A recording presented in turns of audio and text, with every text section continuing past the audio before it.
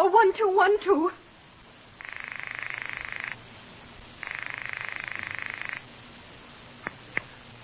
This is Scotland Yard.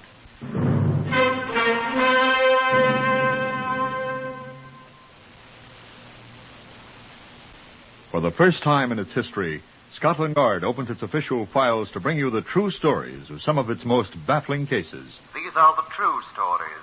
The plain, unvarnished facts just as they occurred, reenacted for you by an all-British cast.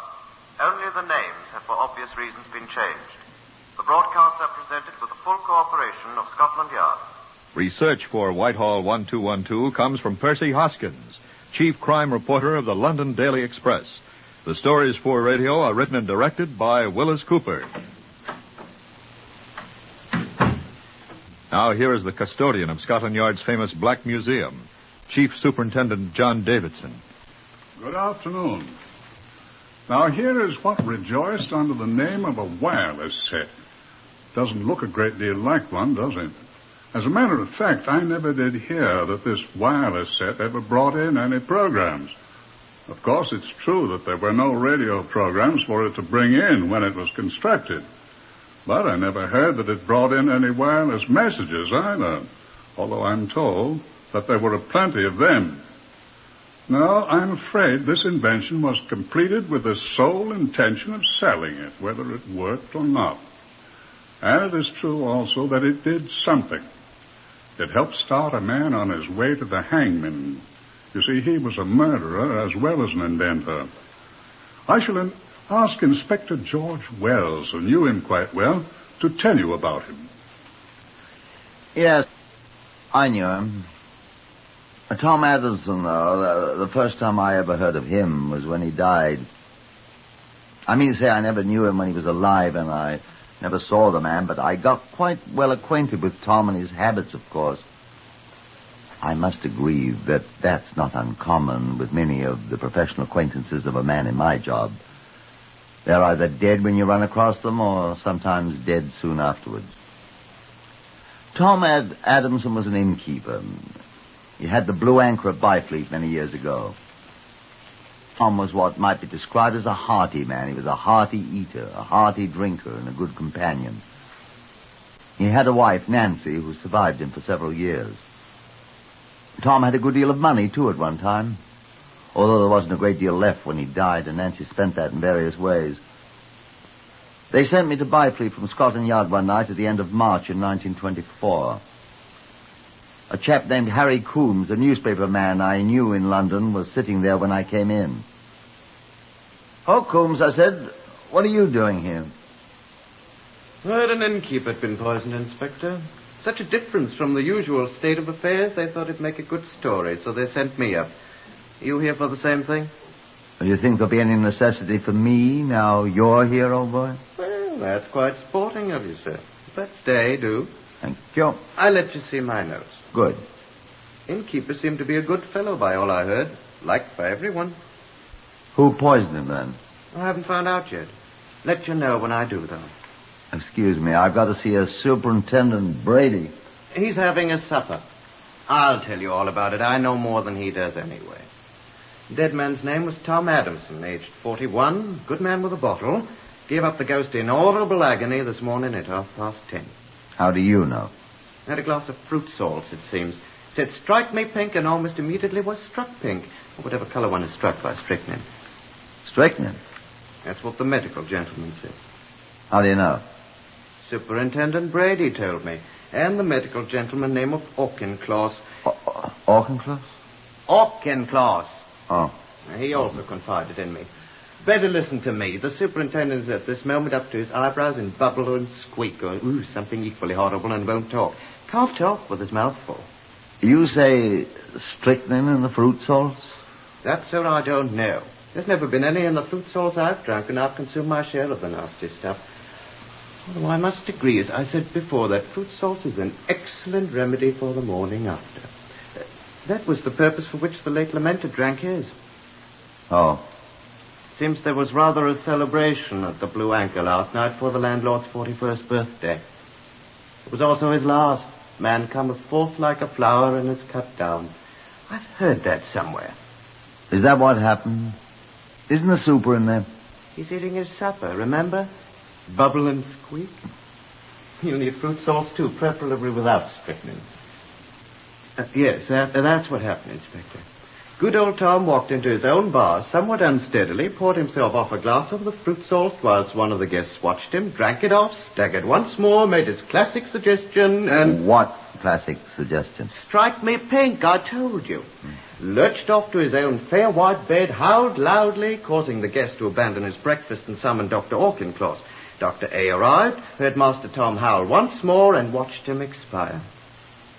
Huh. Exactly what I said. Dr. Auchincloss, also being a police surgeon, is a suspicious man. He summoned a local constable who helped him carry Tom away. Tom weighed 16 stone, no small feat. And presently took a look at Tom's interior economy and bawled, arsenic!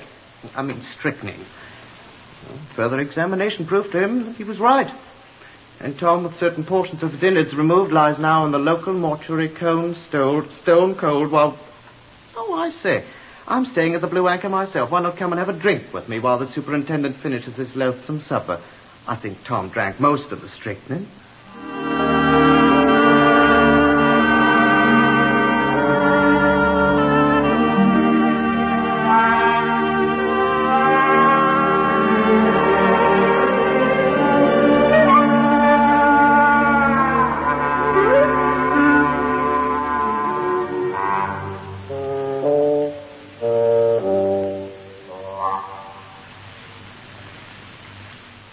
I declined Mr. Coombs' offer with some degree of alacrity. It was obvious that he had been looking on the contents of the Blue Anchor's bar without fear of either fruit salts or strychnine.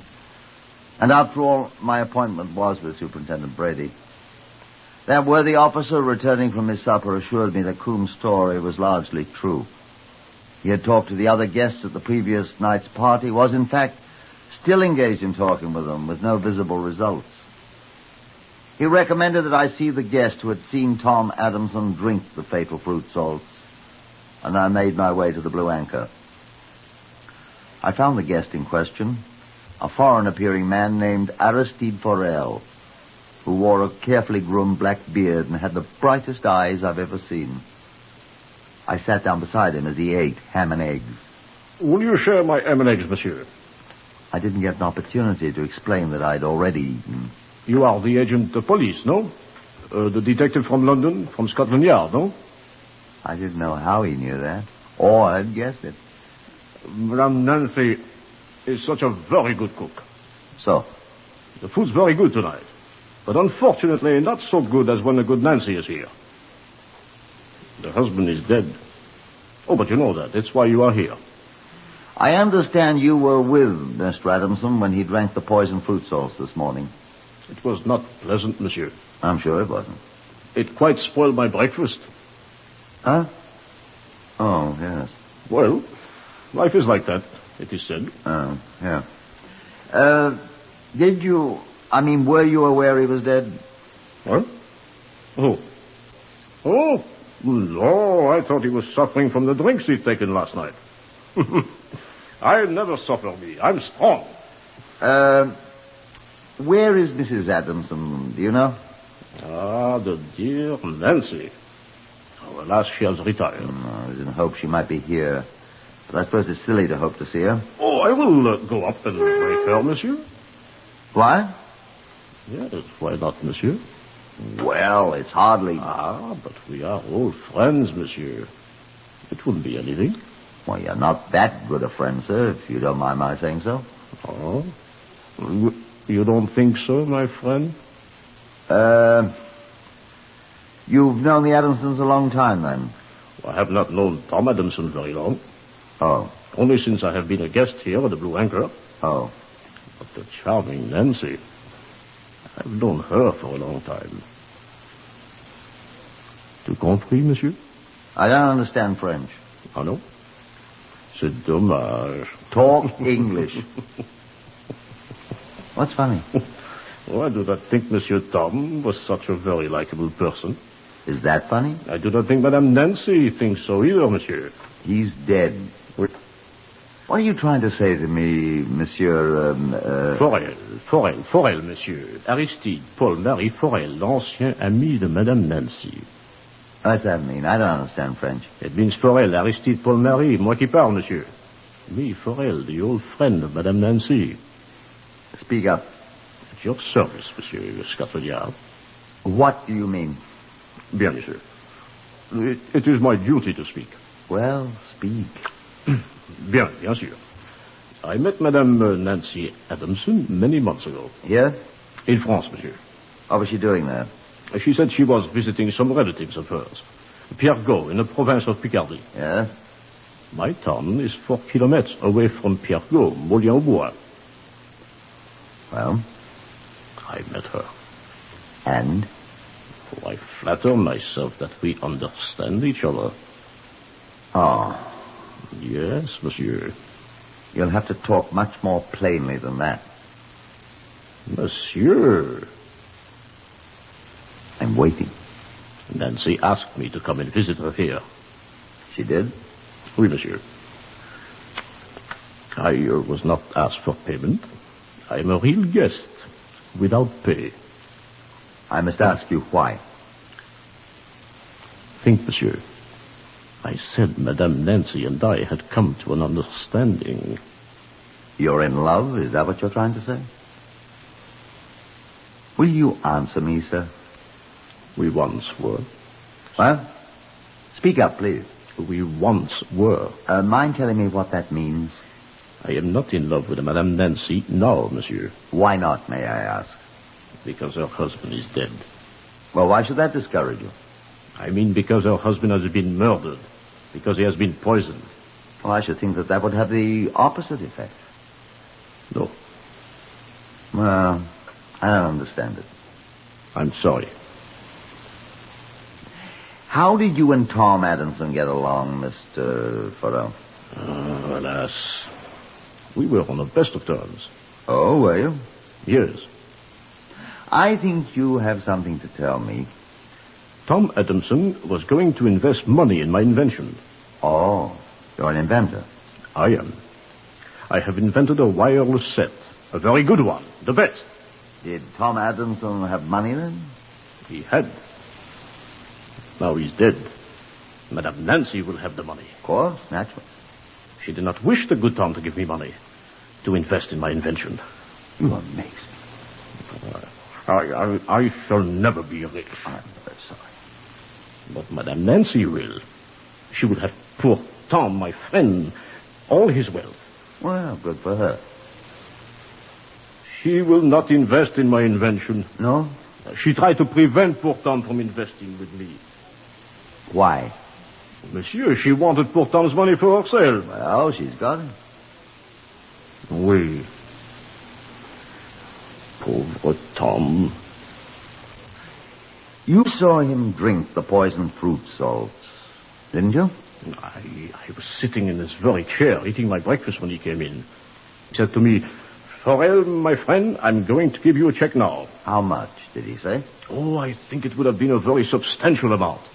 Despite what my wife thinks, he said. And then he pulled a bottle of fruit salts out of his pocket, mixed a little in a glass, drank, and gave me... He had a great fall, and he cried. Out of his pocket? What was he doing carrying a bottle of fruit salts in his pocket? He said he had brought it from his rooms. Oh? The rooms occupied by Madame Nancy and him. Look here. He brought it from his rooms where... Where he and Madame Nancy lived. The poison must already have been in the bottle. It would appear so. But how did he get in there if the bottle had been in the rooms where he and his wife... Who can say, monsieur? You say she opposed his giving you money.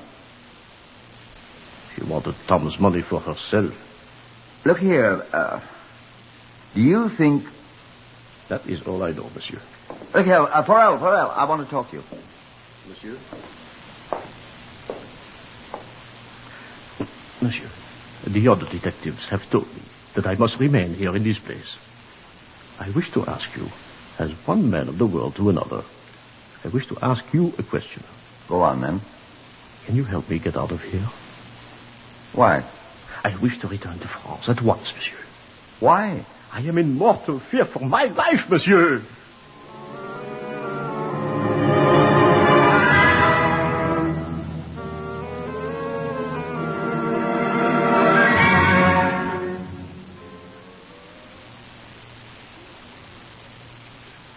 The bearded little inventor had put a new thought into my mind. He was obviously a very frightened man, despite his look of cheerfulness, or else he was a very good actor. But I'd seen a mask slip away from his eyes. I knew what I should do. But the widow was not in her rooms. I must talk with someone, though. I remembered that I hadn't yet talked with the medical examiner, Dr. Auchincloss. I telephoned the police station. He was there, hoping to see me. And he came at once to the Blue Anchor. "Good evening, Dr. Auchincloss," I said as he sat down. Good evening, sir. I had hoped that you could afford a little time with me, at least. I'm sorry, sir. I haven't had an opportunity to see anyone official yet. I've been very busy. You've had your supper. Yes. Thank you. I've had mine, too. Superintendent Brady and I were waiting for you. I'm sorry, sir. No matter.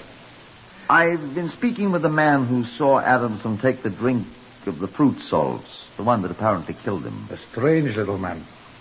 He's been here for some time. Yes, he goes to London occasionally on business for some invention or other of his, but he's been here for some time. I know about the invention. Did you know about Nancy Adamson, too? He mentioned her. The Frenchman's been here as a guest of Nancy's. He met her in France. He told me. Quite friendly with Nancy. So he said. Not with Tom, though. I gathered he was. Wasn't Adamson going to invest in some invention of the man's? Tom wouldn't invest in anything, not even non-paying guests. No.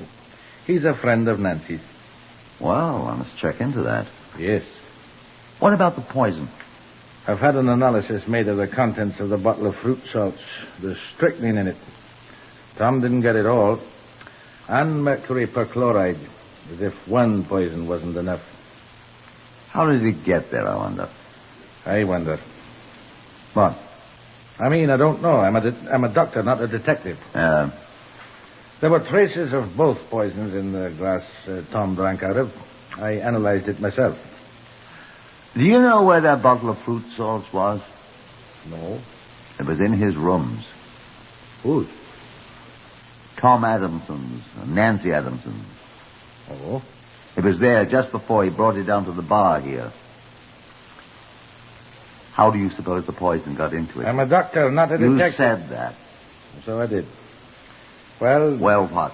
Tom had drunk from the contents of the bottle before. He was a great hand for fruit salts. Wonder why he wasn't poisoned before. I wonder, too. You're accusing... I'm not accusing anybody. Not yet. I've known Nancy more than 5 years. I've always rather liked her. Stupid, but harmless enough. Harmless? Well... Where is Mrs. Adamson, do you know? In a nursing home. She's had quite a shock. Shock, indeed. I beg your pardon, sir. She has had, regardless of what you think, a severe shock. I want to see her. When she has recovered from the shock. I'm sorry if she's a friend of yours, She is my patient. Oh. Oh. She is, huh? And you're the police surgeon also? I have my own practice, too. On which side does your sympathy lie, Dr. Auchincloss? The police, to whom you're legally and morally obligated? Please, or... Mr. Wells. Her husband's dead by poison. I'm aware of that, sir. She had the bottle containing the poison in her hands immediately before his death. But... and do you know this, sir? That this Mr. Forel, whom you suggest is also here at her invitation, is also in mortal fear for his life because of her. What kind of a woman is this? Well, sir... I demand that you take me to her at once, sir.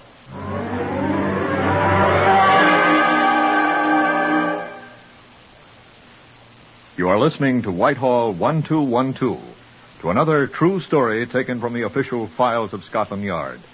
Whitehall 1212 is researched by Percy Hoskins of the London Daily Express, and the stories for radio are written and directed by Wyllis Cooper.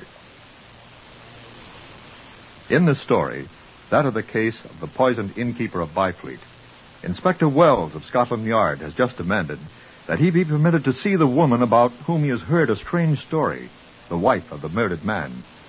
The inspector speaks.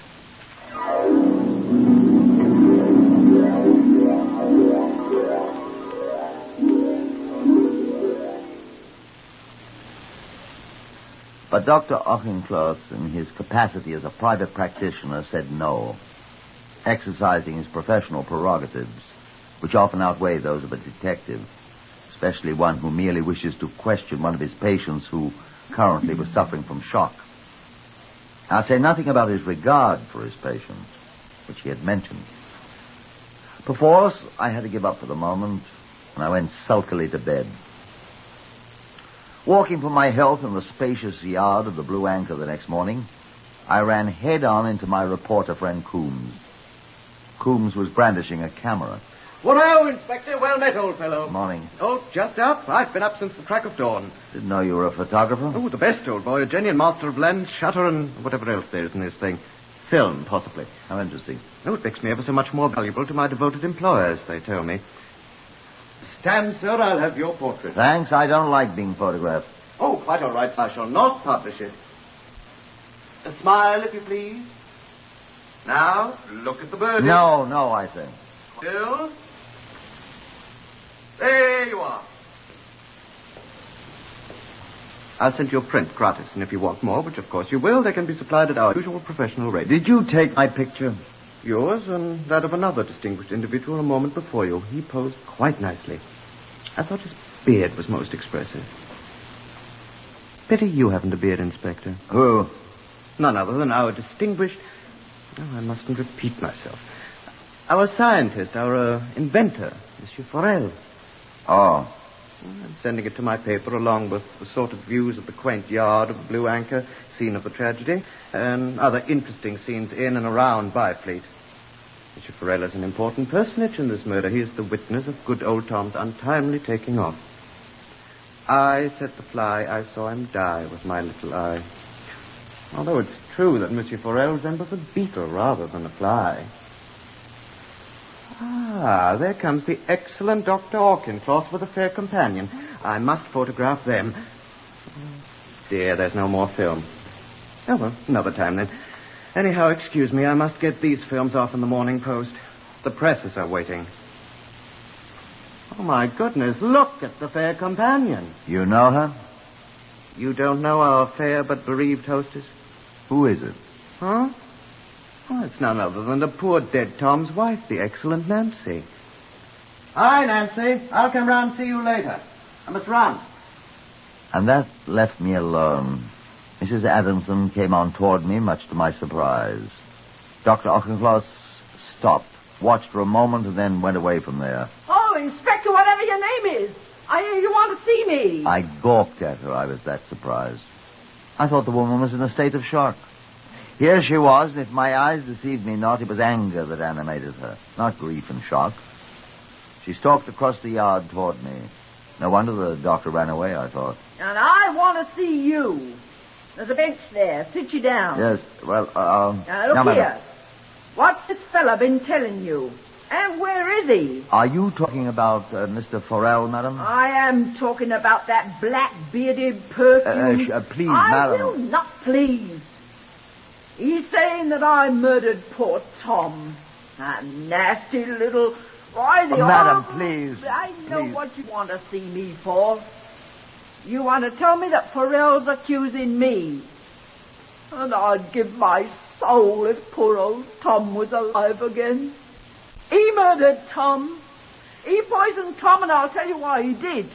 Because Tom wouldn't give him his money to finance that worthless invention of his. But Mrs. Adams... Tom had been saying no to him all the time the man's been here, eating our food and drinking our beer.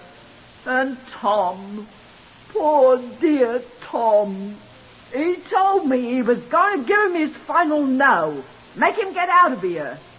And that's what Tom did. And Forel poisoned him. Madam. I know. He hated Tom and he hated me. Madam, you'll pardon me, but was not Mr. Forel in love with you? Inspector, if you are an inspector, I am, madam. I'll not permit you to insult me. Excuse me, madam. Wait. Has that man told you that he's in love with me? Well, he said he was at one time. I suppose he also said that I'm in love with him, the filthy brute. He said that you invited him to come and visit you here. Oh, you may stop, Inspector. Eh? I'll do the talking now before you insult me anymore. But Be quiet. I'll tell you the truth. I met that man in France. That's what he said. I said be quiet, sir. I met him in France and I heard about his wireless set. And he learned who I was. That my husband, my poor Tom, had some money. Poor Tom. Well, that's what he called it. Be quiet while I talk. Only 2 weeks after I came home, he showed up here. Didn't you invite him, madam? I did not. He came here to try to get money out of Tom, and Tom wouldn't give him none, and he stayed on, and poor Tom wanted to put him out. There he is! There he is! Stop! Who, your Stop. husband?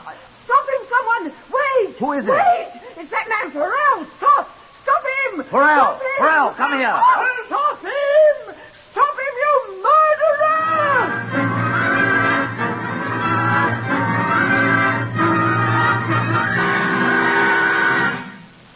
Farrell disappeared, as well he might. Mrs. Nancy Adamson fainted and was put in bed in her own room under the expert care of Dr. Auchincloss. All day long we searched the countryside for the Frenchman, but he was not to be found. I gave up about 6 o'clock, and with Mrs. Adamson safe in bed under the care of the good doctor, I sat down in the bar of the Blue Anchor for a much-needed glass of beer. I just finished my second when a telephone call was announced for me. I found the telephone with some difficulty and answered. It was from Scotland Yard in London. Is that Inspector Wells? Yes, Wells here. Look here, this is Superintendent Grove at the yard. Yes, sir. I say, have you seen the newspapers yet, Wells? No, sir, they haven't arrived yet. Well, look here, there's a picture, a photograph of that French fellow with the beard in it. That fellow up there at my feet, Flodell, is that his name? Yes, sir, I know about it. There are others who know about it, too. What's that, sir? About 10 minutes ago, a chap rang me up. A chemist, it seems. Yes, sir? He recognized the picture of Farrell, is it? Yes, sir. He recognized him as a chap he sold something to in London here the day before this innkeeper was poisoned. What, sir? He says he sold the man some poison. What? I mean, what? Listen, will you? He says he will swear that he sold Farrell a packet of strychnine and a smaller packet of mercury perchloride. I say, are you listening? Are you there? I didn't wait. I ran out, straight into the arms of Coombs, the reporter-photographer, who thrust one of his newspapers into my hand. Isn't it a fine, juicy photograph? Look at his beard, Inspector. You should have heard him when he saw it, the vain blighter. Where did you see him? Have you seen him? Where is he? Why, he's down at the railway station waiting for the London train, of course. Do you want to see him, Inspector? I did. I found him. 2 minutes before the train arrived in which he would have escaped. After he'd been arrested and brought to trial, we found out the rest of it. He told us how he had been refused money for the final time by Tom Adamson and told to get out.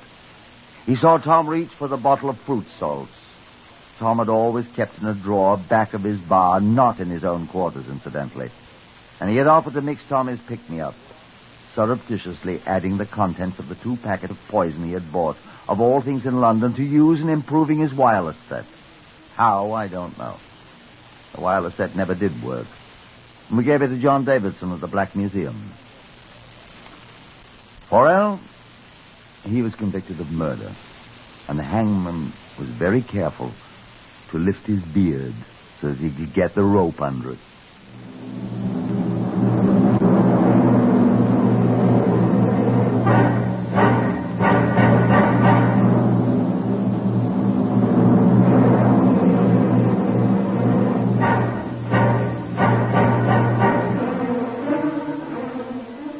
You have heard Whitehall 1212 with another true dramatization of a case from the official files of Scotland Yard.